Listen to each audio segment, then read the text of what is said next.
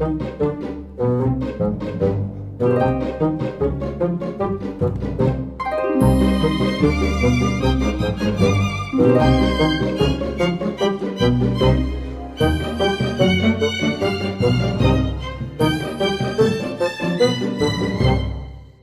Blanche-Neige à Astérix, de Bugs Bunny à Fred Caillou, c'est à l'animation sur cellulo que le cinéma d'animation doit ses plus grands succès. Aujourd'hui, à 24 idées secondes, nous rencontrons une cinéaste qui utilise cette célèbre technique.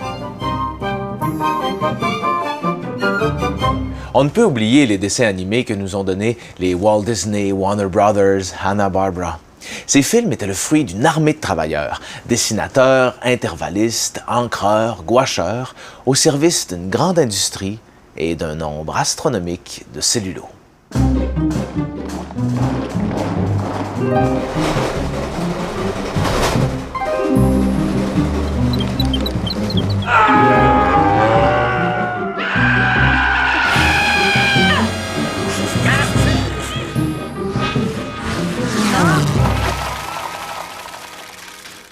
La technique est née dans les années 10 à New York. Elle est inventée par des gens, des producteurs de l'époque.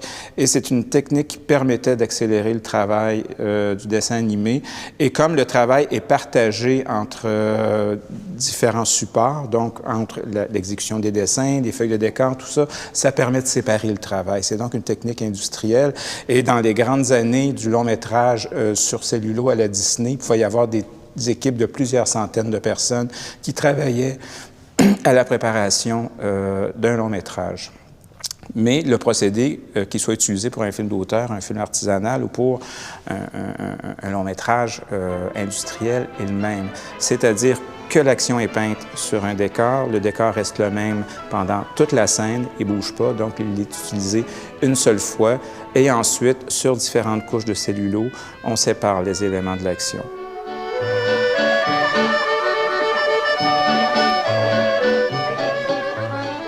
Grosso modo, comment, dans la chaîne de production, comment on en arrive donc à la création du film, ça fonctionne de la façon suivante. Premièrement, tous les éléments, tous les dessins sont dessinés au crayon, sur papier. Ensuite, les dessins sont photocopiés sur les feuilles d'acétate. Donc, sur les feuilles d'acétate, on a des traits qui délimitent les contours du dessin. Ensuite, on peint les formes, on met les couleurs. Et évidemment, la suite de ça, c'est le tournage. Donc, la feuille de décor sur lesquelles on superpose les cellulos.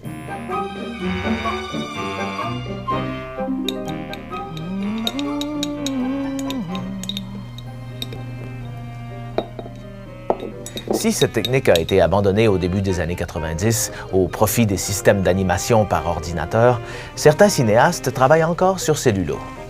Aujourd'hui, nous allons à la rencontre de Tali, une cinéaste qui a réalisé 3 courts-métrages à l'ONF. Elle a utilisé l'animation sur cellulo pour créer des films qui abordent des thèmes universels avec un humour mordant. Il y a plein de bulles là-dedans.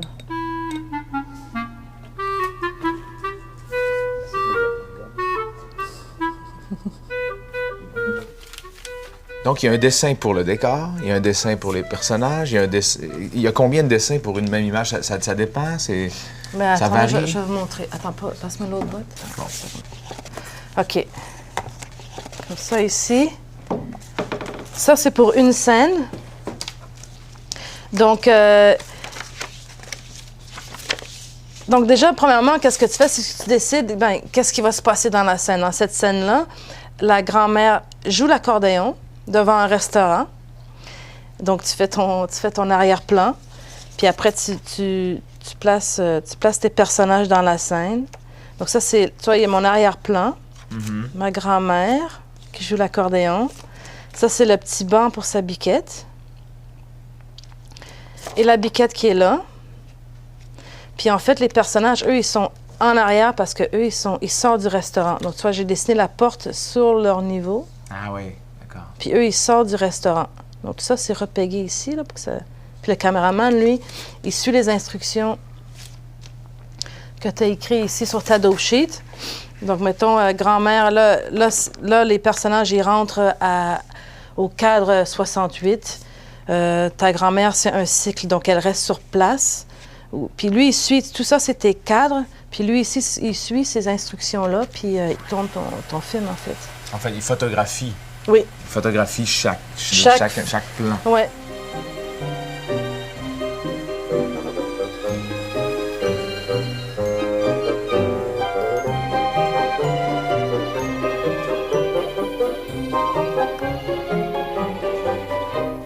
C'est très important de les mettre à l'endroit où ils vont pour ne pas obstruer les personnages par d'autres éléments. Vous mettez ces plans-là, les différents plans. Oui. Vous appliquez cette plaque de verre. Oui, qui aplanit tous les niveaux pour pas qu'il y ait d'ombre qui soit projetée là, à cause des épaisseurs des cellos. Puis quand ça c'est prêt, je prends 2 images et selon la feuille de route qui est donnée par l'animateur, je vais enlever les niveaux pour les remplacer par les suivants. C'est ce qui va générer l'animation, on va dire, active à l'écran. Donc là, il va enlever, mettons, la grand-mère, elle joue de l'accordéon, donc il va enlever ces 2 acétates-là. Il va changer la grand-mère pour un autre, mais ça c'est E101. Ça représente 1/12e de seconde, là. Qu'est-ce que je te montre ici, là? Tu sais, t'as des piles et des piles d'acétate, là. Ouais. Tout ce qui est mouvement ou manipulation de dessin se fait vraiment image par image. Tu peux tourner 5 secondes à l'occasion dans une journée ou une fois, ça m'est arrivé, ça m'a pris 21 jours pour faire une scène unique de 45 secondes.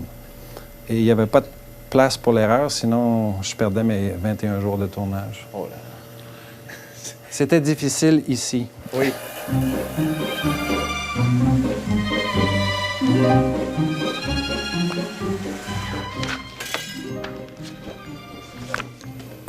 Là, je vais t'expliquer quelque chose, un peu comme quand Fred Caillou court dans sa maison. J'ai pas vraiment les bons éléments pour ça, mais ici, j'ai la chèvre et l'arrière-plan est inversé pour l'exemple que je peux vous donner. C'est qu'à supposer qu'elle court au plafond, tout se peut en animation. Ben oui. Mais si je fais déplacer l'arrière-plan pendant que je fais l'animation, en changeant la chèvre à toutes les 2 images, et que le mouvement s'exécuterait comme ça à toutes les images, on aurait l'impression qu'elle se déplace dans la pièce. Oui. Mais c'est que pure illusion.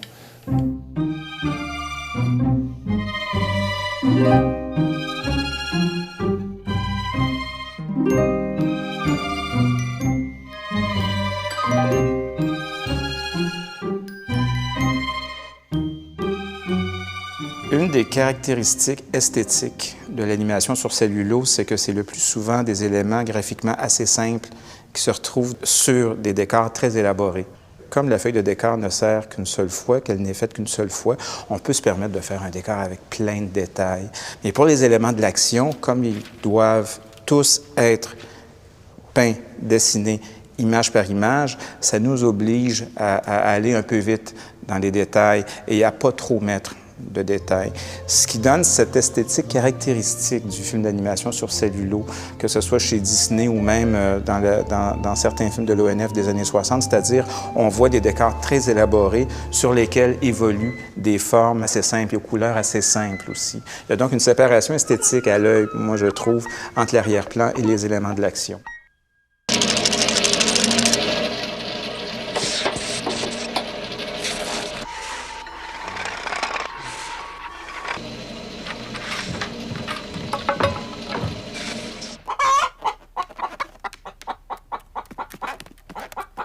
Moi, je trouve que si je compare à mes films, à moi, ce que j'ai fait, si je compare le dernier film qui a été fait avec l'ordinateur, si je regarde les 3 films, là, je trouve que c'est les 2 films sur acétate qui sont visuellement là, le plus riches.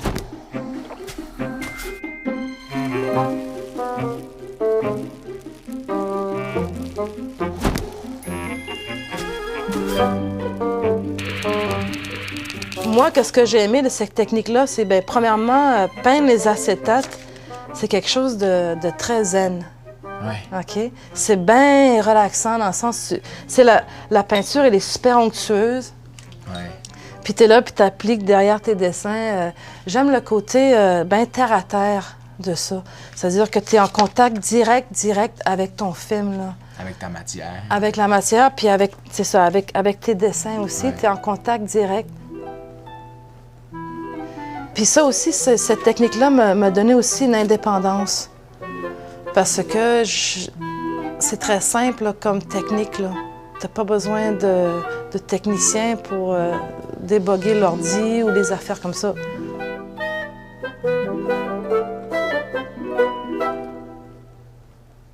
Tu parles de la simplicité, mais en quelque part, quand je regarde ça, je me dis, il y a tout un calcul, il y a toutes les feuilles, il y a toute il faut prévoir, il faut... Comment, est-ce que c'est oui. prévu d'avance? Est-ce que c'est au fur et à mesure Bien, que tu vas c'est-à-dire le que là, pour déterminer? cette scène-là, je me dis, bon, bien, OK. Alors, dans ton scénario, tu sais que la grand-mère, elle va jouer devant un restaurant pour faire de l'argent. Elle va jouer l'accordéon pendant combien de secondes avant qu'il sorte? C'est donc, tout ça, tu dois calculer. Eux, ils vont sortir, elle va jouer 5 secondes. Eux, ils vont sortir, ils vont se mettre où? Ils vont se mettre là, puis elle va tourner combien de fois autour du petit banc. Tout ça, tu dois... Bien, comme quelqu'un qui travaille avec des acteurs, en fait. Ouais. C'est des acteurs. Ouais. Que tu diriges, que Que tu tu mets en diriges, scène. que tu dis, bon, mais toi, tu vas aller là, toi, tu vas aller là, puis après, à 8 secondes, tu vas partir. C'est comme travailler avec des acteurs. Mais qu'est-ce que je trouve génial avec le film d'animation, c'est qu'il n'y a aucune limite que tu as dans le réel. Tout est possible. Puis c'est ton univers à toi, personnel. C'est pas l'univers. Bien, c'est ça qui est bien aussi avec l'Office, parce qu'on fait des films d'auteur.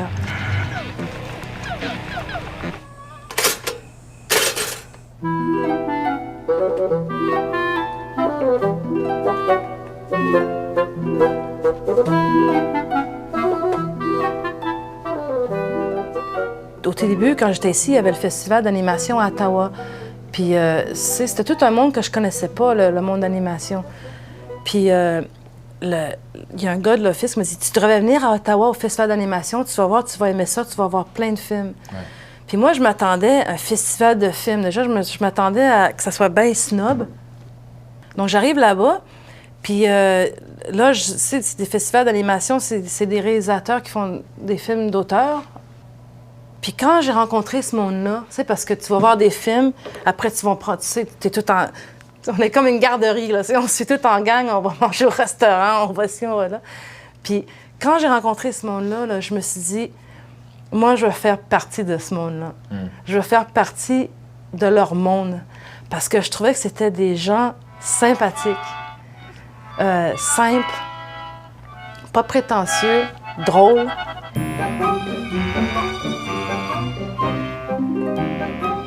La Pirouette est le deuxième court-métrage de Thalie.